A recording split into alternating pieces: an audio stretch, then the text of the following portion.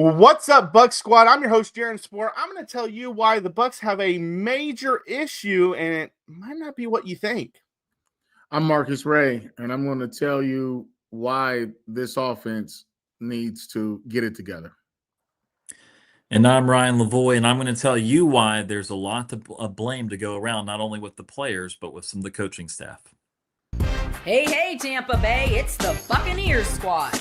Everything Tampa Bay Buccaneers every week. Breaking down all the big hits and game-changing plays from the heart of the Sunshine State, the way only the Locked On Podcast Network can. With a touch of the Buccaneer way, the Buccaneer Squad Show starts now. What's up, Bucs squad? Real quick, today's episode is brought to you by FanDuel. If you want to be right in the middle of the action this season, visit FanDuel.com and place your NFL live bets all season long. Like I said, I'm your host, Jaron Spor. We're going to have a recap show today of that awful game against the New Orleans Saints, 24-20 loss. We'll break down the offense, break down the defense.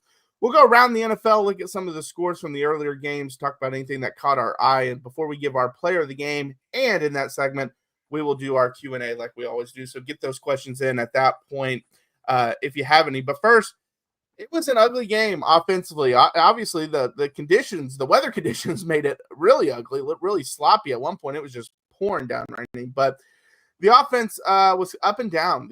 Overall, the numbers running the football looked pretty good, 179 yards rushing, 4.6 yards an average.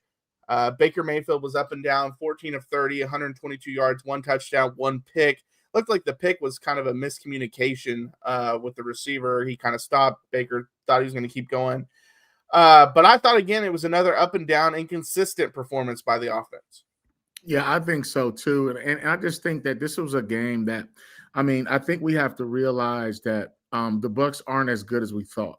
Just being honest. They're in first place in a bad division, and they've had a lot of injuries. And it's funny because they were a better team when they were injured. And then we wanted everybody to come back. You wanted Reddick. You wanted Godwin and Bucky, and you still got J Mac and Mike out. But I think what we're seeing is that the Bucs just can't finish. The way they lost to New England, obviously Buffalo got out on them a little bit. The Rams just ran off from the jump. Really, they squeaked past Arizona. So, when you lose 5 out of your last 7 and you go into a bye week and you're still in first place, it's like, how good are you? So you don't want to lose to a team like the Saints, because the Saints have nothing to lose and everything to gain. And what they have to gain is to spoil your situation. Obviously their record will dictate their draft situation. But from an offensive breakdown, since this is a segment, I think they ran the ball extremely well.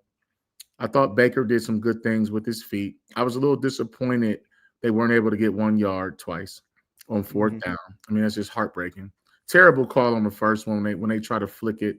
And then the big DN, I think it's Sanderson, 96, he just snuffed it out. And I think the Saints schematically had a thing going where they were going to protect the edge of the defense. They didn't want the ball to get outside. But I think it was a bend but don't break situation. And they played themselves, the Saints played themselves into a situation where they wanted the Bucs to beat them. And when that interception happened, it was like you could kind of tell right then and there. The Bucs were never safe at halftime when it was 10-7. But at the same time, when that turnover happened and the Bucs got their confidence, I thought to myself, the Saints are saying, we want you to have the ball last in these conditions and because you can't beat us. But I really thought from the opening drive, the way the Bucs answered the bell, because the Saints came out and scored, the Bucs scored, thought we possibly had a track meet going. But once they got into the chess match, I felt like the Saints just had the advantage defensively, because they just waited for Tampa Bay to make a mistake, and they knew that they could score. The Saints knew they could score on Tampa, and they wanted them to have the ball last. And so that offense, I thought Chris Godwin played well. He had 3 catches real early, making some plays. I thought Grizz called a decent game early, got a little bit away from him late. But you can't turn the ball over and expect to win. Saints even missed a field goal. The Bucs had their chances, but they just weren't able to finish. I think that when we're evaluating this offense, I think we start with that while the Bucs were able to run the ball pretty well, they never could string together anything explosive, and they could not get Baker Mayfield and this passing offense going in any way. Usually when you have the weapons the Bucs have, when you have Baker Mayfield, if you can get the rushing game going, I have some confidence that you're going to be able to hit some plays. And unfortunately, it was the exact opposite. Baker in this game started 8 of 8. He finished 6 of his last 22. And there's a lot that goes into that. There's drops, there's some questionable play calling and decision making, there's poor throws, there's all of it. But 6 of 22 to finish out your game from really the first drive on is just not good enough. And so while I liked what Bucky Irving was doing, I like that they got Rachaad White and Sean Tucker involved a little bit more in the second half. They had one drive where they just pounded the rock and had no pass attempts other than the 3rd down and 11 that they had that drew a pass interference. Clearly, they were able to run the ball well enough, but they did not have anything going for them in the passing game. Another stat that stood out to me, and I know we'll talk about the individual play here too, but Emeka Egbuka had 2 catches on 9 targets. And we talked a couple weeks ago in the Rams game about, man, Puka Nacua is like an 80% catch to target rate. And again, I know that may not be everyone's favorite statistic, but when you ultimately have your top guy, I know Chris Godwin's back, he's looking healthier, but your top guy for the majority of the season has been Emeka Egbuka due to injuries and other performances. And so when you have 2 out of 9 catch the target rate when you're going to your top target, it's not good enough. And so there is the play late in the game that a lot of people have talked about Baker throwing it a little higher than optimum, but Egbuka having 2 hands on the football and not being able to pull it down for the catch. That, I think, is emblematic of the problem. Baker's a little off, not way off, a little off, but he's not getting any help from any of the receivers. Chris Godwin drops one on 4th and 2 or 3. Again, the 4th down problems the Bucs had throughout. So he dropped one. Egbuka drops the ball in the end zone. And so it's just emblematic of everything is just a little off. And this team that was, again, winning these close games, as you mentioned, Marcus, winning them early in the season, they're now losing them because all these things are additive, and they're making sure that the Bucs are not coming up with these game-saving offensive drives in the second half in the way that they were having them in the first half of the year. And it feels like it's the little things that they're a little off on everything. And I'm glad you brought up the 4th down. 4th down and 2, you have Chris Godwin wide open, and he hits him right in the stomach and drops it. I know he caught it originally, got hit, bobbled it, and dropped it, but that's a big one. Emeka Egbuka, yeah, it's a little high pass. It's one that we hope that he can become a player that consistently makes those kind of tough catches. That's the one thing that's great about Mike Evans that it kind of gets overlooked is you can be a little off target, but Mike usually comes down with it still. Now, he's a future Hall of Famer, so I mean, that's why he's there. The other thing is, I don't know why, but it feels like they put themselves in bad positions several times throughout a game from a schematic standpoint. There was a play in the game where they handed it off to, I believe it was Bucky Irving, and he gets tackled for a 3-yard loss. Sanderson or Granderson, however, I can't remember how you say his last name, but he makes the play. And I'm sitting there, and I'm like, man, someone just busted because he got in the backfield as soon as the ball was snapped. And then they show it, and the play had Sterling Shepard blocking him. Why is Sterling Shepard, who is an undersized receiver, blocking this massive defensive end on a run play? Like that just didn't make sense to me. And maybe they messed up, and it was Sterling that was trying to help out, and the guy he was supposed to help wasn't there to help him. I don't know, but it just was like I hopefully they didn't plan for that to be the play call. And then there was also, and I've brought this up a few times, they get in those 4th and short situations, and they gave it to Sean Tucker. Again, I like Sean Tucker a lot, but that feels like the perfect scenario for Rachaad White. Like that feels like the perfect play for Rachaad White to be the one getting the carry. And later on in the game, he did pick up a 4th and short. Rachaad White did, because he's just hard to bring down. You feel like even if he gets hit in the backfield, he still is able to get a yard. And so I feel like they put themselves in bad situations. But I want to talk about Emeka real quick, because Emeka, if you watch his college career, I mean, he ends up being the all-time leading receiver at Ohio State. But you wouldn't really ever know it if you watched them, because he was always the number 2 or number 3 guy to someone, Marvin Harrison, Jeremiah Smith, whoever. Are we starting to see why he was that way? Because he was a guy that has all the ability, has all this great stuff, but there's just something just a little off every now and then. That is why he's not taking that step. Well, I think I can answer that for you, Jaron, and I'm gonna say it in a real general, broad way. Emeka Egbuka is a premium number 2. It's almost like saying if you ask him to be number 1, you almost handicap your offense. I mean, he's like Scottie Pippen, like he's Pippen to the Jordan, and Jordan's not there, which would probably be Mike Evans. And so like you have to realize that. I think what defenses have figured out versus Tampa's offense, if Emeka's going to be your number 1, if you cut off the head of the snake, the body will follow. So he's only had 1 touchdown receptions in the last 6 games or so. I think he started off 5 for 5. Then he had 1, 5 games, 5 touchdowns.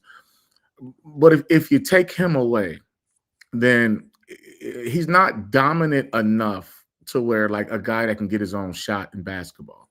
He's the premier system receiver. Ohio State is wide receiver U in the last however many years in college football. And all of their receivers are getting busy. Even Chris Olave, I thought he dropped a touchdown on the first play from scrimmage. I mean, when they come out and get the long kickoff return and go up top, I mean, that was the right call. And I just think, I think, from an officiating standpoint, I think this game was in the Bucs' favor. I actually disagreed with the pass interference on 3rd down early, the one that got tipped and intercepted.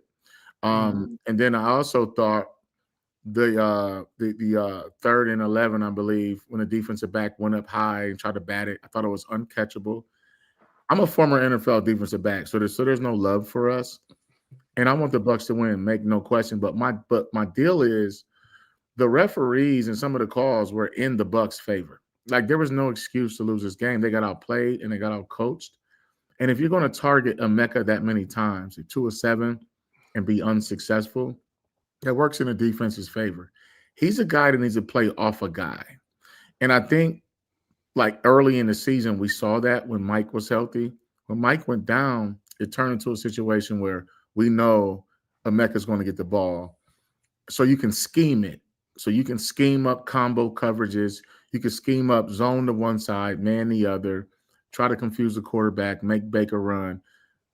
Everyone is saying if you don't let Emeka beat you, then you have a chance of stopping this offense or at least making it sputter. So I just feel like the cat is out the bag offensively, what you need to do versus the Bucs, and the Saints proved it.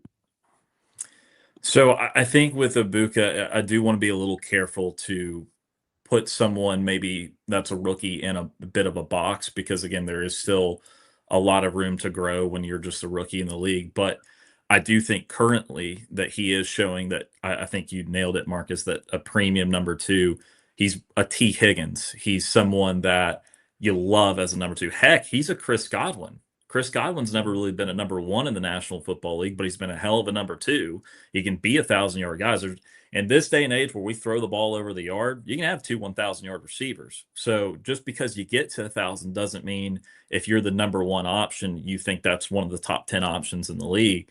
And so I think that Egbuka is showing that he's in that tweener range where there's a world where he can be a number 1, but he's not there right now. And as a rookie, I don't want to say that he'll never get there because, again, he's going to be a 1,000-yard guy, it appears, in year number 1. That's a hell of a start. But at the same time, yeah, you've shown some limitations when he is the number 1 option. And those little things, again, like I said, yeah, again, it's not an A-plus ball from Baker, but it still needs to be caught. And if I have a number 1 receiver that has 2 hands on the football trying to tie a football game that's wide open, I expect that to be caught. And so, again, I do think that he, again, has had a solid rookie season, obviously, but he's shown the limitations as he's had to carry more weight. And again, I think that, again, we will probably debate this back in the offseason and that sort of thing of the Bucs choosing him in the first round. You're also hoping if you choose a wide receiver in the first round, he's going to be your number 1 wide receiver at some point.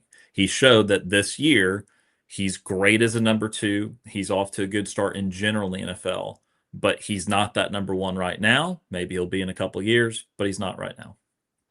And I will say, as someone that went to the University of Oklahoma, CeeDee Lamb was very similar to that early in his career. He wasn't really a number one yet because they had Amari Cooper, and Amari Cooper was the offense.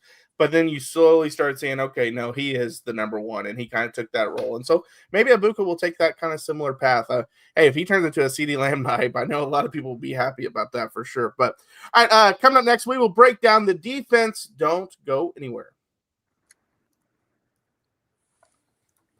All right, well, the holidays are officially here, which means gift hunting season is on. And if you want something meaningful, personal, and guaranteed to get a reaction, Aura Frames is the gift that delivers every time. It's not just something you wrap, it's a way to share memories because Aura isn't your average picture frame. You can preload the frame with photos before gifting it, so when they plug it in, the memories are already there. No apps to figure out, no setup headaches, just instant smiles. So who would you like to gift it to? Grandparents, parents, newlyweds, anyone who loves photos because it has endless uploads of pictures and 30-second videos throughout the Aura app.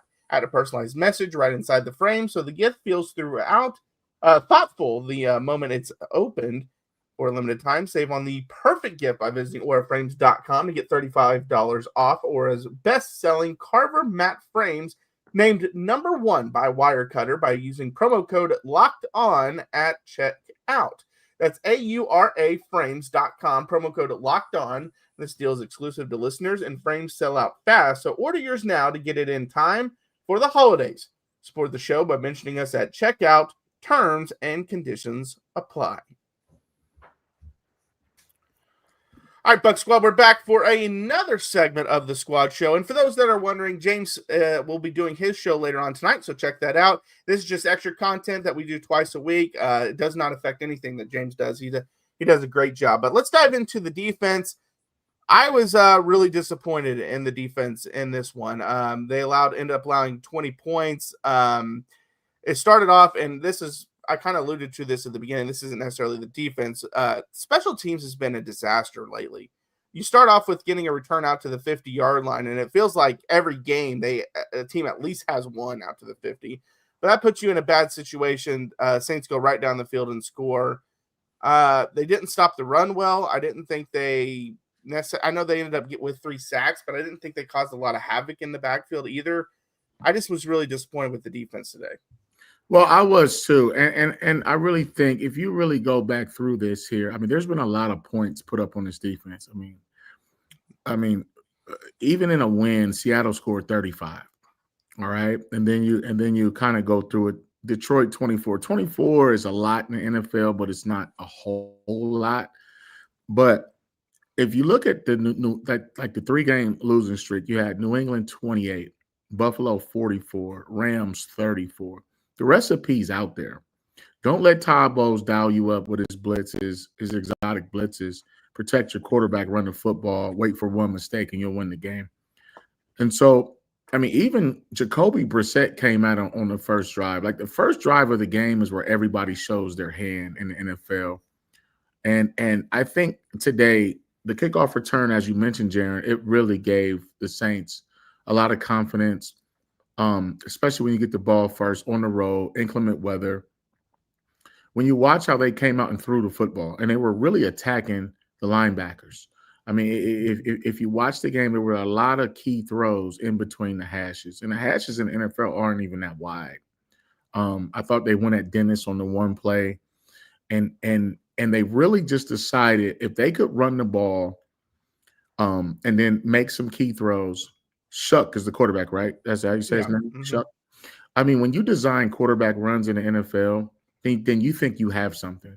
I mean, especially if you're in a Saints type situation. I mean, you're not going to see too many design quarterback runs for Baker. I mean, he did his thing. He got a couple conversions and obviously, but like when you watch the quarterback run game, that means that they saw something that they knew they could roll the dice and it was going to work. So I just felt like the defense gave up too many rush yards. Congrats to McCullum for getting an interception because they were going after him early. We've seen the last 5 teams do that. So I just don't think the defense played well enough to win. They couldn't get a stop when it mattered, just like the offense couldn't score when it mattered. The Bucs have a lot of problems, and I mean like from a structural standpoint. Like either something has to change defensively where like their calls are getting predictable. I mean, even when it's like 2nd and 16 and then or 2nd and long, and then you go in some prevent defense and you wind up in 3rd and 4. Like that's not good defense. I don't think the tackling was very good. So I just felt like, when you start letting guys have success, like Devin Neal was 19 carries, 70 yards, broke one for 21. Quarterback, Shuck. How does a quarterback run for 34 yards and he's not Michael Vick, Cam Newton, or whoever else, Lamar Jackson, and so on? I just feel like the Saints made enough plays, and I thought they distributed the ball very well amongst Devon, number 14, Jawan, Chris Olave. I mean, they just played well enough to win, and they didn't look like a team that had a losing record. That was 2-10 coming into the game. And that's why this is the NFL. Like, there are no gimme games. I don't care what the record is. These are grown men that get paid. These guys have bills just like we do. They have stress. Their job title is different. But when you go into a game and say, okay, we're in first place, okay, we'll get it together, we should beat them, you have to play the game. And I just don't think Tampa Bay, honestly, had the greatest game plan offensively. I thought the first drive, they made some plays. Obviously, Bucky ran the ball well. And offensively, and I know we're talking defense, but I just feel like it just they're missing something. I don't know if it's the Saints went back and they watched that first game where the Bucs defense dominated, scored on defense, and had 2 defensive touchdowns called back. I think the Saints went into that game saying there was some meat on the bone from that first one. And they felt like if they dialed them up, ran the ball, and had some success against that defense, they would find a way to win the game. And that's what happened. And I think too, Marcus, you mentioned, I believe in the last segment, about, the Saints being able to have confidence looking at that Bucs defense. That is in itself a problem because the Saints have had such a bad offensive team. They were talking the broadcast how they've improved as a defense, going from like the 31st or 32nd NFL defense up in the top 12, top 14 this year. But why are they 2-10? Because their offense, the defense has made strides, but they've had to switch things at quarterback. They've had Alvin Kamara not look like the same guy this year. Chris Olave's been in and out of the lineup. Their offense stinks, and the Bucs made it look competent today. And the first half was fine when it was a monsoon at Raymond James Stadium. Both offenses were just happy to be able to not turn the football over, and that's when Chuck did throw his interception to Zion McCollum. But in the second half, in the first 3 drives, the Saints had 150 yards of offense, 2 touchdowns, and a field goal. And quite frankly, they got bailed. The Bucs got bailed out because the Saints had converted that 4th and inches, and then it was an eligible player downfield, so the Saints had to settle for a field goal. And by the way, questionable spot on the 3rd and 2. I thought Estime might have had the first down. So anyway, the Bucs barely earned any sort of stop the first 3 drives. The Saints were 5 of 7 in the second half on 3rd down. I mean, again, the Bucs did, a quality job in the first half when the game is just about field position and just surviving the rain. In the second half, when conditions improved, I mean, the Bucs got whipped defensively. It was very alarming. And so, and they got whipped in multiple ways. Shuck looked good. The running game was good enough. They'd mentioned on the broadcast, okay, the Bucs are 6th in rush defense this year, but not without some faults, not without a couple of really bad performances like the New England game from a few weeks ago. So they really didn't do anything well enough, especially not in the second half defensively. And I'll tell you one thing, when they do blitz and when they do play a little bit more on the middle of the field, like you said, you were talking about, again, the Saints being able to chop them up pretty good in the middle of the field, that's where the personnel is at its worst. Because, Levante David's still solid, not what he was, still solid. But, man, all year long, Servase Dennis in coverage incredibly lost. I mean, there was one zone defensive play early in the game where he literally touched the tight end that would end up making the catch because he was going out, Servase was going out towards the sideline for his zone. He puts a hand on the tight end that ends up being wide open about 1 second later. I don't know if there's supposed to be another zone coming from the other side, but it's like, dude, if there's someone right in front of you and your zone's about in that area, that's probably where you should stick for a moment instead of just running back out towards the sideline. So either that's schematically a huge flaw, or that's Servasi Dennis not being able to kind of parlay the football IQ part of it and say, all right, this is close enough to my zone. This is the tight end being wide open over the middle. I don't have anyone else close enough. And they're trying to throw quick because, again, Todd Bowles was blitzing. So they're not going to let their rookie quarterback take these 7-step drops and take these really long plays where, by the way, in the first half too, the Bucs got 3 sacks. Why? Because he was taking too long to throw the football. When they did quicker stuff, it worked out a lot better because the Bucs were playing a lot of zone and relying on guys that have not been doing a good enough job in zone coverage. There was a couple things that I think I was most disappointed in, and one of them was, so Shuck has the 34-yard touchdown run, and I remember when it happened, I was like, that play kind of looked familiar. And then they talked about it on the broadcast. It was like the play they ran on the first, I believe it was one of the plays they ran on the first drive that got a decent gain too. So they called the same play, and it burned you both times. And it wasn't like it was, who back to Christian McCaffrey back there running. It was Tyler Shuck that was running it. The other thing that I was really disappointed in, and I'm curious if you guys agreed with this, on that final Saints drive when Tampa needed to get the ball back, how many of you had faith that Tampa was going to get the stop? Because I'll admit I had no faith they were going to get the stop. And that's really sad because we've talked about how bad the Saints offense is. If you can't have hardly any faith that you can stop that offense, that's a really bad sign. And another thing about it, we talked about just barely missing things offensively. Defensively, the same way. They should have had an interception on that drive. If they have it, they get the ball at midfield. That's way better than starting at the 20-yard line on the drive. And so things could have changed in that scenario. It just, those are the things that really worry me. And, Zion did have the interception. I didn't think he played that great. He got attacked the first play of the game, as Marcus mentioned, and Chris Olave should have had a touchdown. Drops it. The pick was, if I remember correctly, it was a play. Didn't Olave stop his route thinking it was a curl, and it was kind of just a punt interception type of thing? So he kind of lucked into that one. But, yeah, I mean, they have some major issues, I think, when they play man. And then in zone, it feels like someone's open at all times as well. Yeah, and I think quarterback run. I mean, you just can't let Tyler do that. I mean, he got out of there twice. And even on the first drive, he had a good run, I believe. But, like, it's to the point where the Bucs have to do like a gut check type situation with tackling, play calling, and play making. And then, like, so when you see Vita Vea get that sack, everyone's excited, and even Gaines got one. I mean, their interior guys are actually outplaying their edges. And when you see interior guys, interior is a position that Aaron Donald played, Warren Sapp, Hall of Famers, great ones. And I'm just saying, when you start seeing interior guys get sacks, either they're really good or your scheme's good where your edges are getting picked up. And I just think the Saints knew that if they made this a 12-round fight, that they would win. It's kind of like fighting Mike Tyson. You guys are too young to remember. Mike used to knock people out first, second round. And then when a guy from Columbus named Buster Douglas stretched the fight to 10 rounds, he knocked him out. And I think that's what the Saints' game plan was on both sides of the ball, was stretch the fight, survive the weather, keep the game close, and the Bucs will crack.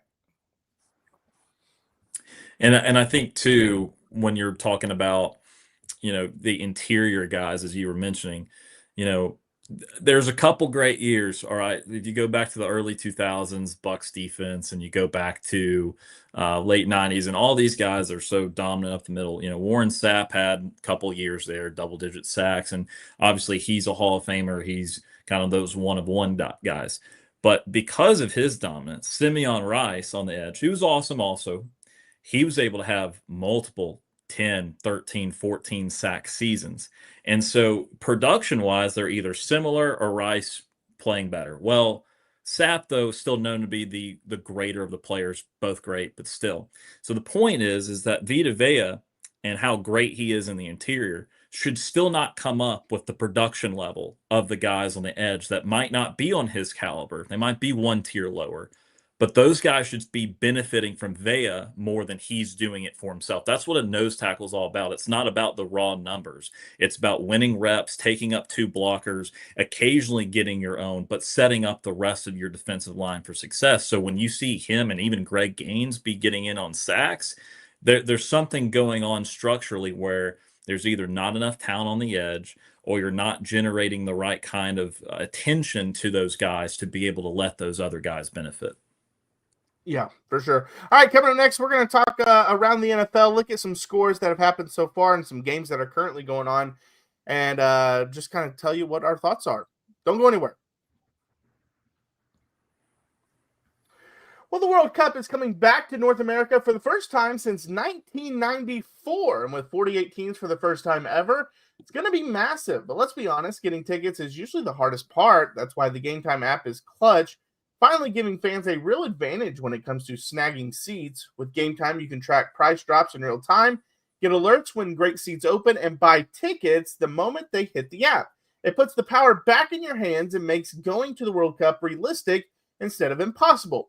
You pull up the app and the layout makes it so simple to scroll through matchups and compare seat views, pick a game, tap a section, and have your tickets locked in within minutes. No confusion, no hunting for fine print. Prices include fees up front, which I love. No last-second surprises at checkout, which a lot of those apps do that to you. We'll take the guesswork out of buying World Cup tickets in every match, concert, or event with Game Time. Download the Game Time app, create an account, and use code LOCKEDONNFL for $20 off your first purchase. Terms apply. Again, download the app, make an account, and use code LOCKEDONNFL for $20 off. Swipe, tap, ticket, go, Game Time. All right. Well, thanks for making Locked On Bucs your first listen every single day, part of the Locked On Podcast Network, now the #1 sports podcast network. So thank you guys for that. All right, let's dive into some games around the NFL. Obviously, there are still several games going on. One of the games that I'm most looking forward to is the Kansas City-Houston game, just because if Kansas City loses that one, their playoff hopes might be done. But Dallas and Detroit was kind of an interesting game on Thursday. I think Dallas is probably out now with that Detroit win, 44-30, but it was definitely an offensive game. You want to talk about two defenses that couldn't get off the field. That's how that one was. Yeah, and the thing about it is Dallas, I mean, the Cowboys ran out of luck. I mean, they stormed back, last couple of weeks, come from behind wins, but Detroit's just too good, especially in Detroit. The Bears are finally going to play somebody that's worth the salt, and obviously they're losing. It's tough when they're on the road.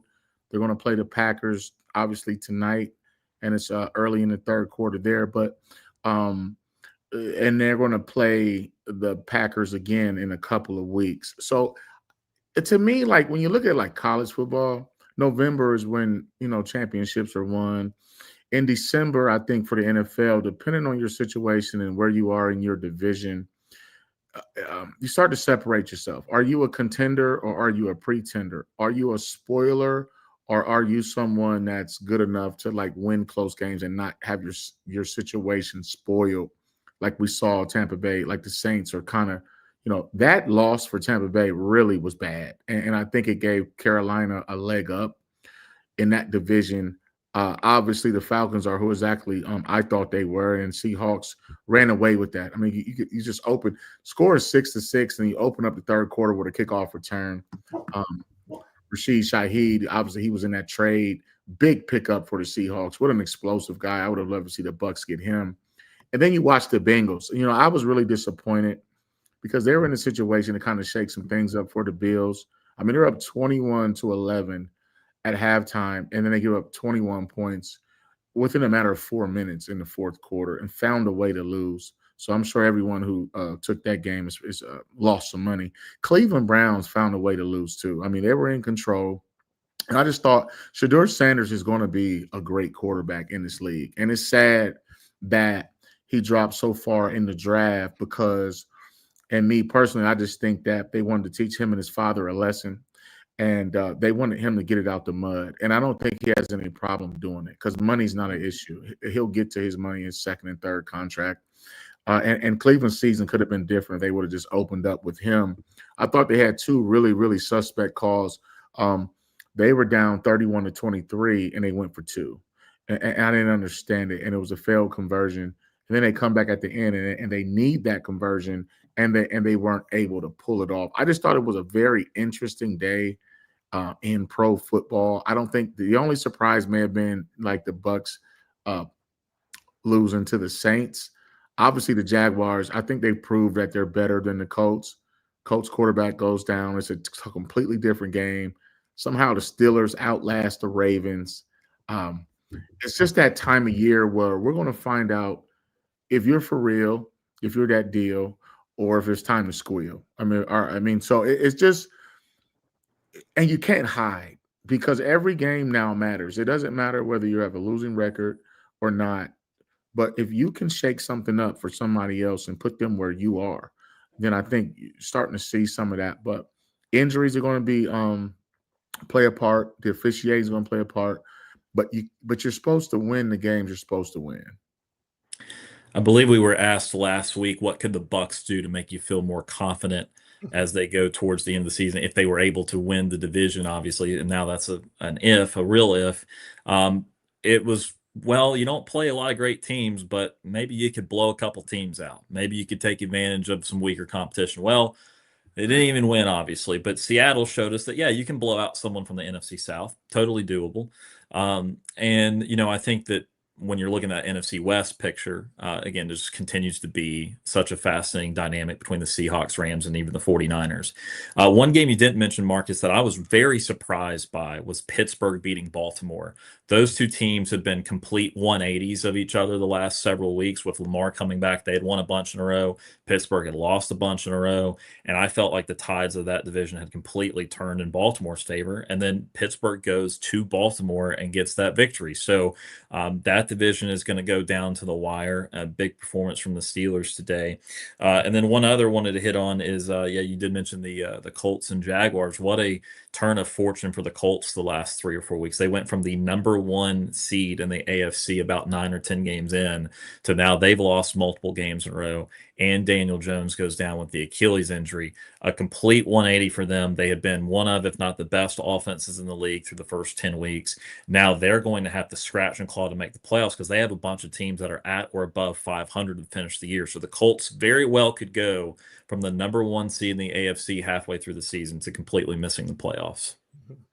Yeah, that's just been crazy, the playoff picture on both sides, NFC and AFC. But Marcus, I do have a question for you. You brought up a scenario, and it's not exact. You said the Browns went for 2 when they were down 8. But in a scenario, if you were on the field and they were down 9, and you need to go for 2 at some point, are you in favor of doing it on the first score or doing it on the last score? Because that's one I hear that debate a lot.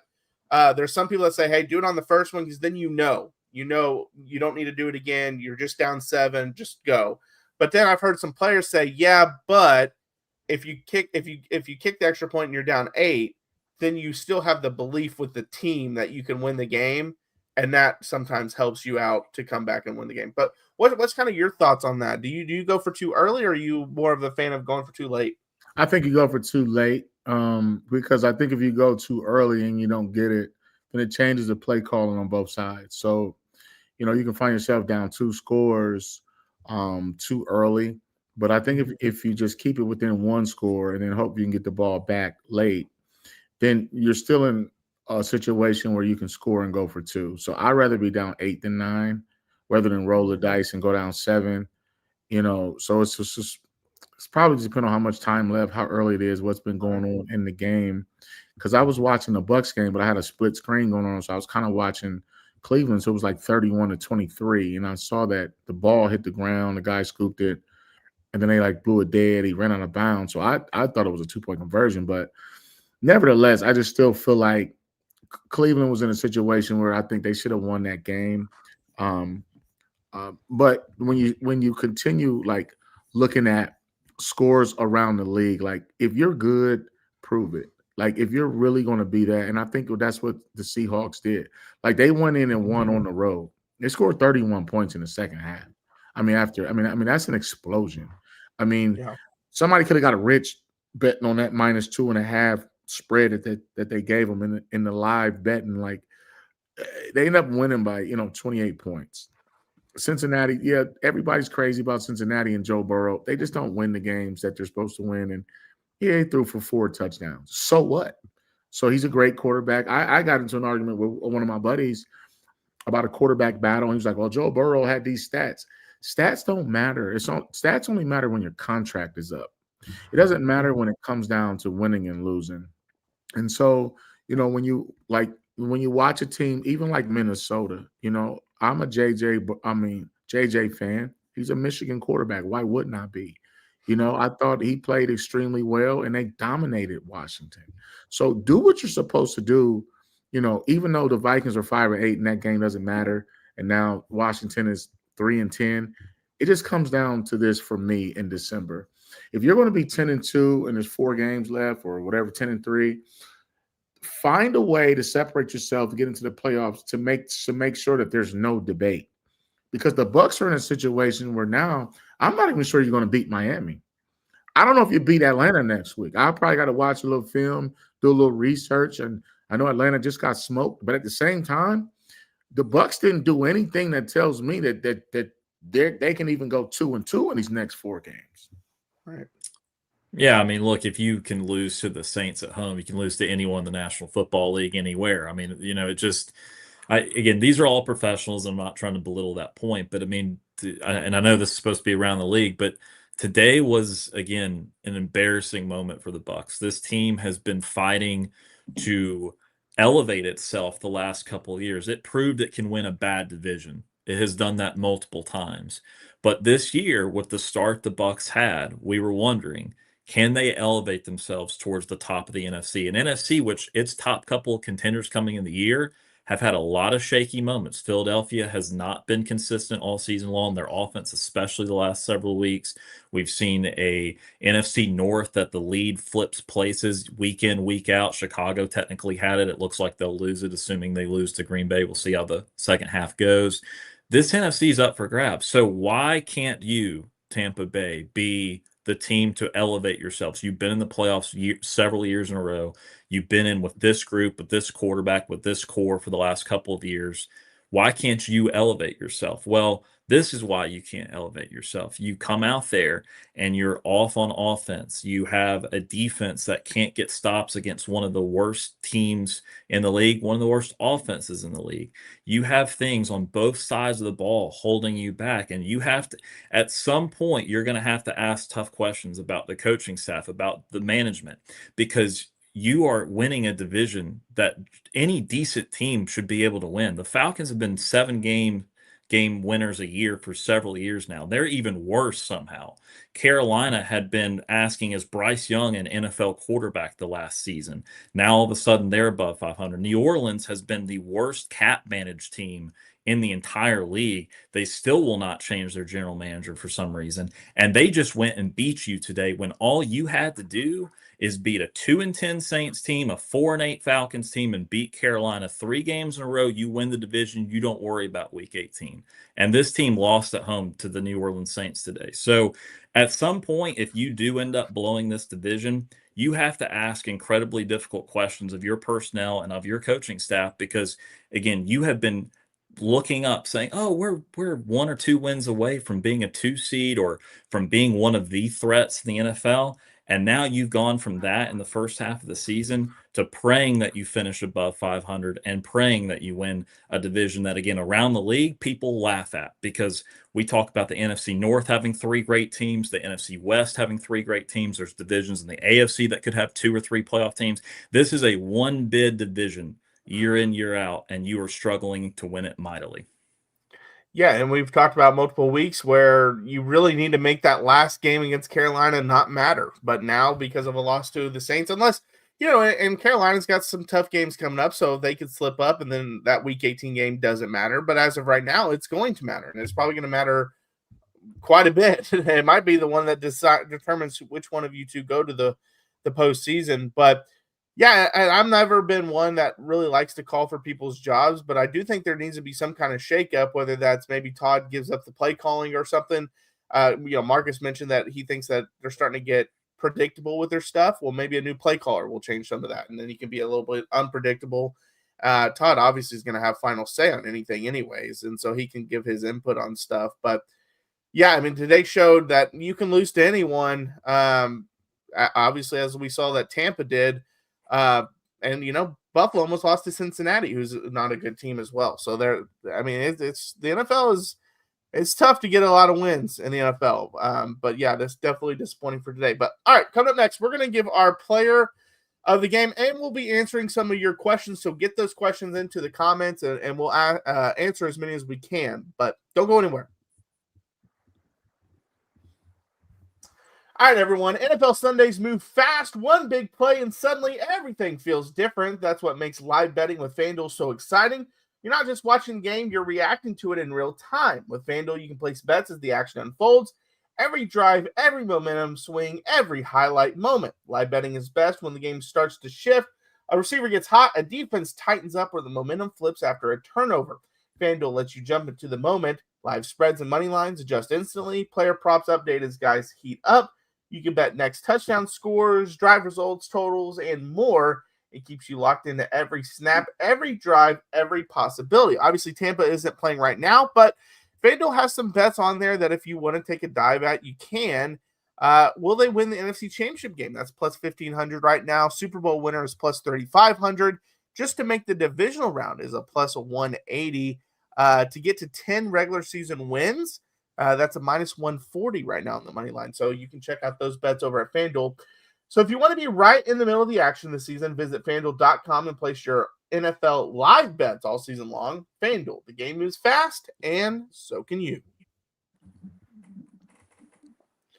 All right, Bucks, well, we're back for one final segment, our player of the game segment. This might be one of the harder ones we've had just because of how poorly the game went. I'm going to kind of cheat and give my player of the game to the running game as a whole. I mean, 179 yards rushing isn't anything to scoff at. I mean, again, fourth downs, they got to be able to convert those fourth and shorts, which has been an issue for them this year. And it's been an issue against the Saints because we saw it in the first matchup. What was it? 7 plays from the 1 yard line they couldn't punch in. And then finally on the 8th play, they were able to. So overall, you run for 179 yards in the NFL. I'll give you some props for that. Well, I think we have a few options here, and I think Godwin played well. I mean, he's coming off injury. I tip my cap to Bucky for coming in running hard, averaging about 3.5, 4 yards, 3.5 yards a carry, 3 something. But and he took a shot, and then he came back and played. I thought that was excellent. I thought that Sean Tucker in a relief role got in and scored a necessary touchdown. My player of the game, though, probably is going to go to Vita Vea. And he only had 5 tackles, 3 by himself. He had a sack. Okay, he had another tackle for loss to go with that sack. The reason he's my player of the game is because he's the most consistent. I just think that when you watch the film, when you watch the game, he shows up and you know what you're going to get from him. You're going to get havoc plays. You're going to get some type of disruption. And I think he's the best player on the defense right now. And when you're interior D lineman, because you have to understand, like his hand is on the ground, so he's not a space player. He's a space eater in between the tackles in the box. I think he makes life easy and spares David, Dennis, and those guys. And when he gets pressure and gets a sack and he's in that backfield, they didn't play overly well against the run. I think they got schemed up, but I just think that if you take him off the field, that life could be a little more harder defensively.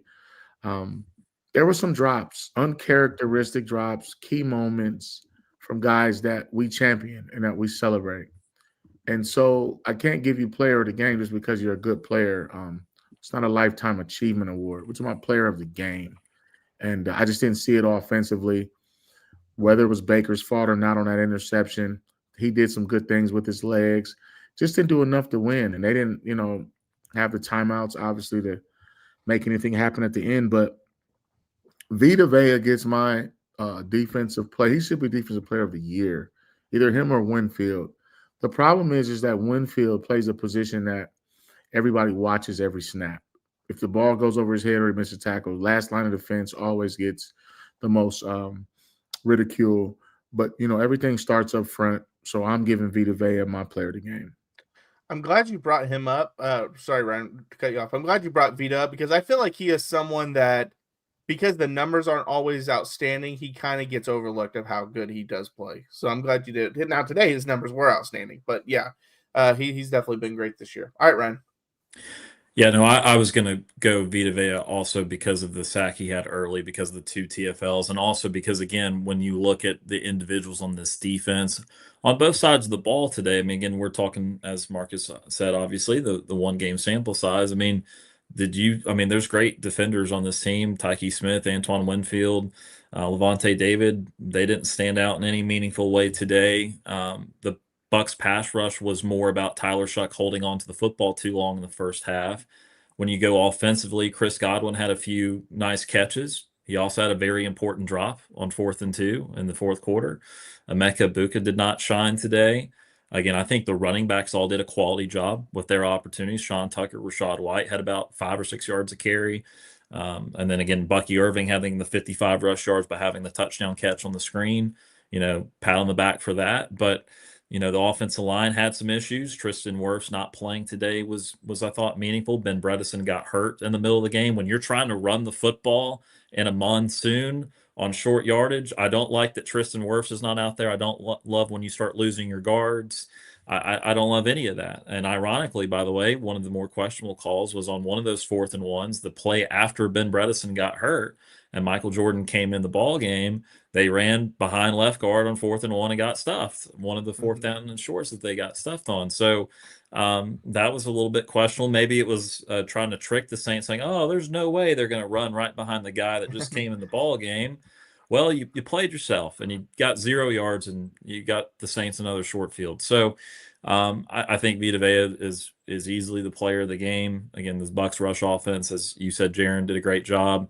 Otherwise, there's no players of the game for a game where you lose to a 2-10 football team. Yeah, for sure. All right, let's dive into the Q&A real quick. This was a question. Does Mike Evans playing in the game make any difference? Obviously, all 3 phases were disappointing, but I really think the wide receiver core let this team down today in crucial moments. For me, I think he obviously does make a difference. Anytime you can get a receiver like that on the field, it just changes the way a defense has to defend you, really. I mean, when you have a guy like that out there. Also, that last drop by Emeka, that's probably a Mike Evans route. And I think we all feel confident that Mike Evans is making the play. Or they're helping even more on Mike Evans, and someone else is going to be open. And I think just having him on the field, his presence is going to be crucial for this team moving forward, which he did start practicing this week. So maybe that's soon. Go ahead, Ron. Yeah, I mean, I think, look, we've talked about this with all the injuries, regardless of what the production is actually going to be. Being out there means something because the defense has to account for that. Mike Evans might be declining, but the Saints are not going to look at Mike Evans and treat him like some dude that was on the practice squad last week. They are going to look at it and say, this is a Hall of Famer. This is an NFL record holder. And regardless, Mike Evans could be 38, 39 years old. He would still be a red zone threat. Just throw him a jump ball, see if he can make the 50-50 play. He will always mean something. And so him not being out there, I can't promise you what his stat line will look like. I can't promise you how it changes the dynamic of the wet field and Baker having the poor stretch of 6 of 22 after the opening drive. But I do know whether it's him trying to be the one to catch the ball late in the game instead of Emeka Buka, whether Mike Evans is able to play 20% of the snaps, 50% of the snaps, his presence will mean something in the same way that Chris Godwin's coming back means a little something. Again, it didn't show itself today, but he had production. He made a couple sliding catches. Again, the drop was bad in the fourth quarter. But, okay, do you want to throw the ball at Chris Godwin, Mike Evans? Do you want to throw it at Sterling Shepard? And, we have not seen Tez Johnson in a little while, but you saw what happened when Cam Johnson tried to run a dig route. He broke the route off and it was interception. So that presence, that veteran know-how is still irreplaceable regardless of what the production would have been. Yeah, I agree, Ryan. That's a great point. See, I'm sitting here thinking, and I'm not sure what Mike Evans' situation is when he first came into the league, but every number one used to be a number two. And it's a developmental process, and it's kind of unfair to ask Emeka to just walk in and just be the best player on the field every Sunday. So I go back to my senior year of college when, Chris Carter was the number one when Randy Moss got drafted. Okay. So Randy Moss was a number two. And I mean, Terrell Owens was a number two. And it takes a while to grow into and to develop into being a number one. Mike Evans, I'm not sure if he was a number two when he walked in the league, but his numbers speak for themselves. So when he's on the field, there's only one word people are thinking, and it's respect. You're going to respect Mike Evans' presence because he can do it all. He can be a possession receiver. He can be a home run hitter. He can be a vertical threat. A lot of receivers, they only play like one particular role. Let's say you got a possession guy or you got a really fast guy. What was the young boy's name that played with played with the Steelers when Emmanuel was there, Antonio Brown, and then they had a real fast guy that went to the Dolphins, right? I forgot his name. So Mike Wallace. Mike Wallace, number 11, I believe. And then they wanted him to be a number one in with the Dolphins, and it just didn't work out because that wasn't who he was. He had that type of speed. He could take the top of a defense, but he just wasn't everything you wanted in a number one. So when you think about Mike Evans, he's clutch, he's big, fast, he's proven, he's a record setter, and you have to game plan for Mike. And so Mike is the type of guy that opens up things for everyone else. But if you don't have a guy out there that can like make you defend every blade of grass, his presence, then that's when you lock in on a Mecca and say, we'll make a coming off injured Chris Godwin beat me. Make him beat me. Like Chris will hurt you, Emeka will hurt you, but Mike can beat you. And so that's the difference when you look at defenses when they face an offense that doesn't have their guy. Yeah, for sure. And that first year for Mike Evans, Vincent Jackson was, I guess, in theory, the number one. He had more targets and 2 more receptions, but Mike did actually beat him in yards that year. But Vincent was probably the one I would say was the number one. And then obviously Mike has taken that since and hasn't given it back. I know we're almost out of time, but one of the big question mark from a lot of people early on in our show was they were talking about the weather. And obviously both teams played in it, so it's not making an excuse at all. But Marcus, just talk from your experience how a game like that, when it just poured down raining, and I think that probably played a factor in, Baker starts 8 for 8, and that was when the weather wasn't that bad. And then as soon as it started pouring, obviously drops and all this stuff. And they mentioned the weather multiple times on the broadcast. My wife even looked at me and said, you need to talk about the weather because they're talking about the weather. I was like, okay, we'll bring it up on the podcast. Don't worry. But yeah, talk about that. I'll be quick because Ryan, I want to hear your point too. Well, number one, either every team needs a dome or everybody needs to play outside. I mean, so that, I felt like a lot of Peyton Manning's success was he was a dome guy.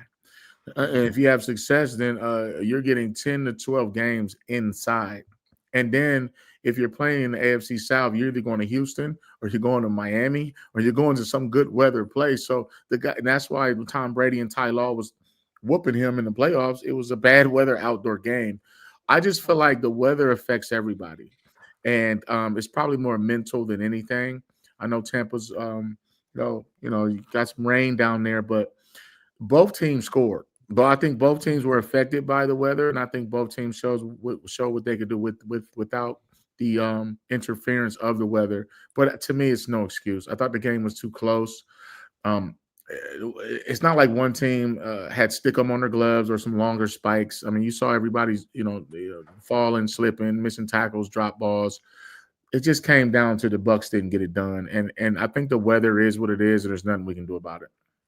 It just creates more variables. There's ball handling that is non-traditional. There is route running and the defense being able to keep up with those route runners. That's going to be hard because of slipping. You heard all the commentary about the cleat changes and that sort of thing. So really weather just creates more variables. You both have to deal with it. You both practice in it. Even with the Saints, I know they play in a dome. I'm sure they had practiced with wet balls and practiced in the rain before. Like it is not something you just never work on. Ironically, while the Bucs continue to play outside and the Jaguars and all that, the Tampa Bay Rays continue to go through a saga with a new ownership coming in there and trying to get a new stadium like the Trop, which is a dome stadium. They have been arguing about whether they should have another dome stadium and having to play play all those summer games last year in the single A Yankees ballpark right across from Raymond James Stadium. So again, it's something that everyone practices whether they have a dome or not. But the bottom line is you got out executed by a team that's 2-10. I don't care what the weather was. That's still the storyline of this game. Yeah, and it wasn't like one of those games where you fumbled 5 times or something No. like that. I mean, yeah, it affected probably the drops and stuff, but it wasn't just this crazy weather game where no one can handle the ball or anything like that. But all right, Bucs Squad, that will do it for us. Remember, James will be live later on tonight. I'm not exactly sure what time he will be, so just keep an eye on that. He does a great job. We'll be back on Tuesday. We do our podcast on 9 Eastern time, 8 Central time. Tuesday night, and we'll break down the next game against Atlanta. Obviously, I know some people ask about injury updates. That's where we do a whole segment on injury report. So look for that. And until next time, fire the cannons.